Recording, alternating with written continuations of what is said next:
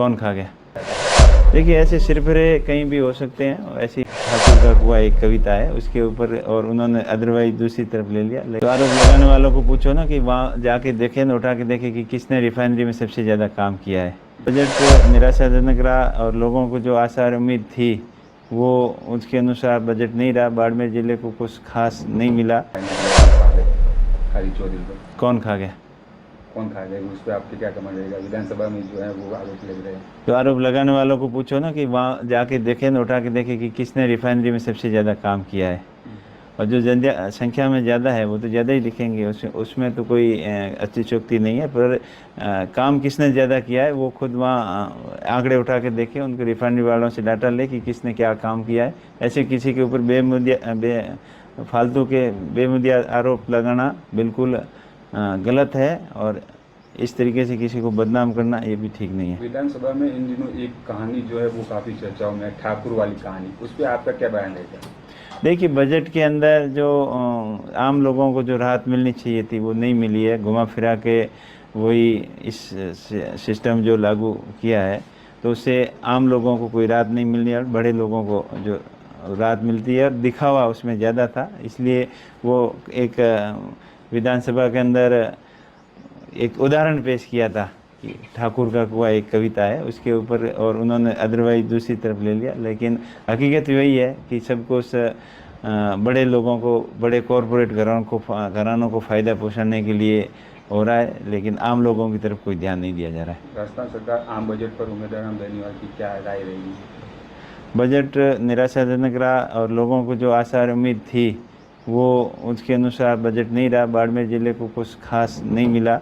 यहाँ बाड़मेर ज़िले को उम्मीद थी, ये भी अभी वेस्टर्न कैनाल परियोजना की बात तो करते हैं कि हम करवाएंगे। इस बजट के अंदर उनको बजट जारी करना चाहिए था सर्वे के लिए, डिज़ाइन के लिए, एस्टिमेशन बनाने के लिए, लेकिन उसके ऊपर भी उन्होंने बजट कुछ जारी किया नहीं। और बाकी महत्वाकांक्षी जो परियोजनाएं हैं उनके बारे में भी कोई ठोस रणनीति नहीं है। अब रिको के लिए बालोतरा के अंदर पेट्रोकेमिकल के लिए उन्होंने घोषणा तो की हम बनवाएंगे, लेकिन उसमें बजट स्वीकृत हो वो बने, वो तो पहले भी हुई थी घोषणाएं, लेकिन वो खाली घोषणाएं रह गई। अगर उसको स्ट्रिक्टली करके और मंशा सही होगी, सही पॉलिसी आएगी, तभी यहाँ इंडस्ट्री डेवलपमेंट होगी। तो ये सब आने वाला समय बताएगा कि कितना कारगर होता है। राजस्थान बजट की अगर बात करें तो बाड़मेर के साथ शिव को भी कुछ नहीं मिला, और विधानसभा में यही कह रहे कि अभी भी लाटे रहेंगे।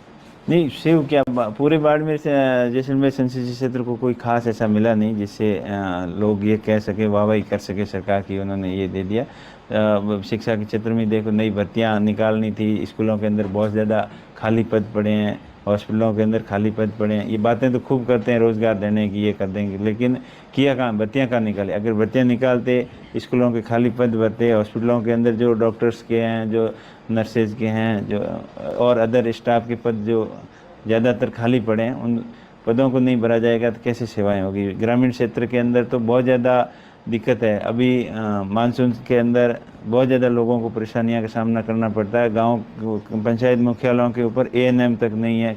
कोई छोटी मोटी बीमारी या टीका भी लगाना हो तो कहाँ लगवाएं? तो ये इन सभी चीज़ों को देखा जाए तो बजट में कुछ ऐसा खास रहा नहीं। आप ही के संसदीय क्षेत्र में बालोतरा में कल एक घटना हुई, निंदनीय घटना जो है वो हुई है, उस पर आपका क्या कमेंट रहेगा? क्योंकि दिन दहाड़े स्कूल में पेट्रोल लेके जाते हैं और धारदार हथियार लेके जाते हैं, शिक्षकों पर हमला किया जाता है। देखिए, ऐसे सिरफिरे कहीं भी हो सकते हैं। ऐसी ये तो समाज के लेवल पर इस तरीके की घटना होना बहुत ही निंदनीय है, शर्मनाक है, और इस तरीके की घटनाओं की हम भरसक निंदा करते हैं। और आगे से ऐसी घटनाओं की पुनरावृत्ति न हो, इसके लिए हमको एक अच्छी सोच और अच्छे विचार रखने होंगे। बाकी इसमें तो कोई कुछ कर नहीं सकता, सिरफिरे कहीं भी हो सकते हैं।